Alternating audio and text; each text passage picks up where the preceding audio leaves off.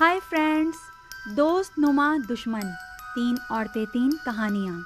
अगर आप मेरे चैनल पर नए हैं तो इसे सब्सक्राइब करना नहीं भूलिएगा। इन दिनों जब मैं मैट्रिक में पढ़ती थी, मेरी वाहिद दोस्त नौशीन थी।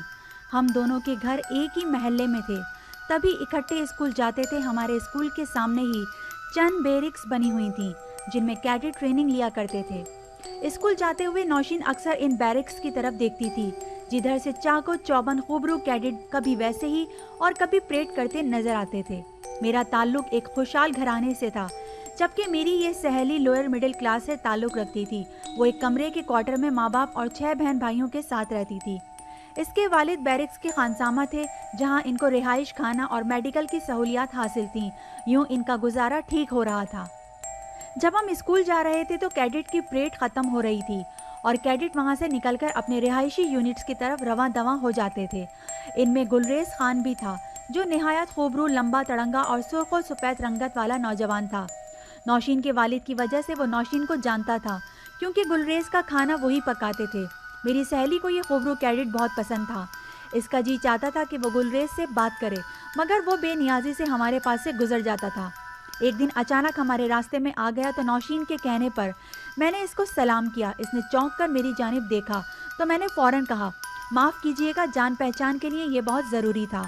अभी मैंने इसी कदर कहा था कि तुरंत नौशीन ने एक रुक्का आगे बढ़ा दिया, जो वो पहले से लिख कर लाई थी। अगले रोज़ इसी वक्त फिर वही नौजवान हमको रास्ते में मिला। तभी इसने रुक्का आगे बढ़ाया। नौशीन ने इसके हाथ से लेना चाहा, मगर इसने इसके बजाय पर्चा मुझे थमा दिया और आगे बढ़ गया। मैं नहीं जानती इस हरकत से नौशीन पर क्या गुजरी। रास्ते भर वो खामोश रही।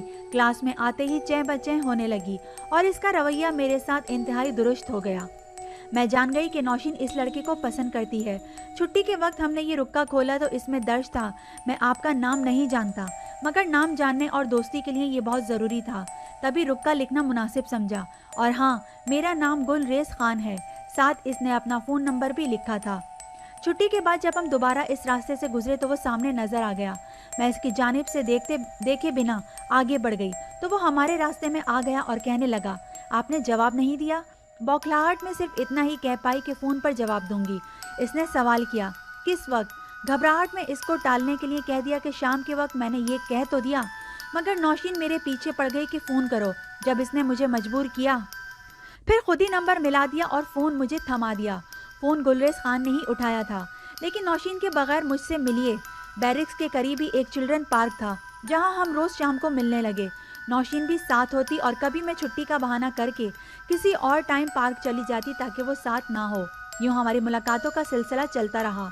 इसकी ट्रेनिंग ख़त्म हो गई। गुलरेज का ख्याल था कि किसी दूसरे शहर पोस्टिंग से कबल वो रिश्ते के लिए मेरे वालिदैन से बात करेगा। इधर मेरे वालिदैन मेरी शादी की फ़िक्र में घुलने लगे थे। कुछ रिश्ते आए, मगर वो मुनासिब ना थे, जबकि गुलरेज का मुस्तकबिल रोशन रोज़े रोशन की तरह आया और शानदार था।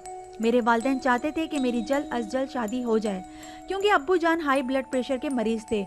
एक रोज़ अचानक इनको दिल का दौरा पड़ा और इन्हें इलाज की गर्ज से एक दूसरे शहर ले जाना पड़ा।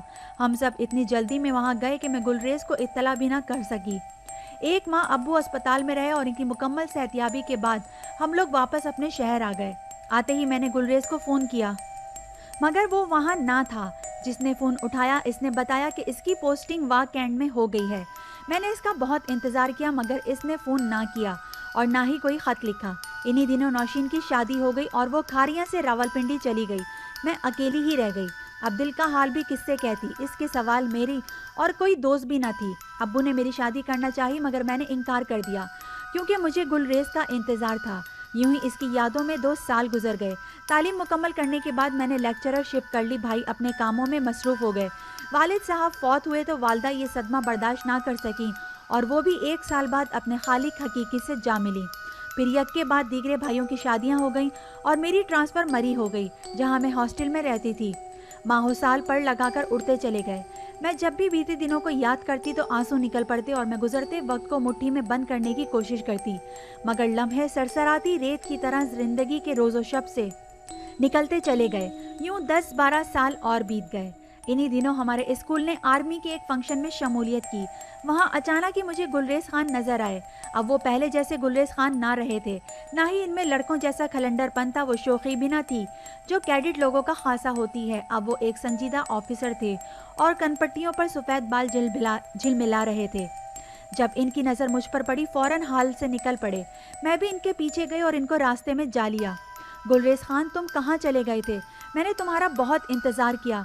जवाब में उसने पूछा कि तुम्हारा शौहर ठीक है? मैं गुम होकर इनकी तरफ देखती रह गई कि ये सवाल कैसा है, मेरा शौहर? हाँ हाँ, तुम्हारा शौहर। मगर आपसे किसने कहा कि मेरी शादी हो गई है? कहने लगे, ओह, मुझे तुम्हें पहले बता देना चाहिए था कि नौशीन मेरी मोहब्बत में गिरफ्तार थी और इसी ने मुझे कहा था कि तुम्हारी शादी हो गई है और तुम ब्याह कर सवात चली गई हो। मैं 2 हफ्ते तक तुम्हारे घर के चक्कर लगाता रहा, मगर वहाँ ताला लगा हुआ था। फ़ोन करता तो कोई फ़ोन ना उठाता था। तभी मैंने ये सच जाना कि तुम्हारे घर वाले तुम्हारे साथ गांव चले गए हैं तुम्हारी शादी कराने। ये सुनकर मैंने सर थाम लिया और इसको बताया कि नौशीन ने गलत बताया। हम लोग सख्त परेशानी में अब्बू के इलाज के सिलसिले में 1 माह के लिए कराची चले गए थे, क्योंकि वहाँ मेरे ताया अब्बू डॉक्टर थे। गुलरेज को ये सुनकर हैरत हुई कि मैंने इसके इंतज़ार की आस में अभी तक शादी नहीं की। इसने बताया कि शादी तो इसने भी नहीं की, यूँ खुदा ने हमको मिला दिया क्योंकि हमारी मोहब्बत सच्ची थी। आज मैं मिसिस गुलरेज हूँ और अपने घर में बहुत खुश हूँ। सोचती हूँ खुदा ने मुद्दत बाद हमको मिला दिया, लेकिन नौशीन ने क्या खूब मेरे साथ किया, पीठ पीछे छुरा घोंप दिया।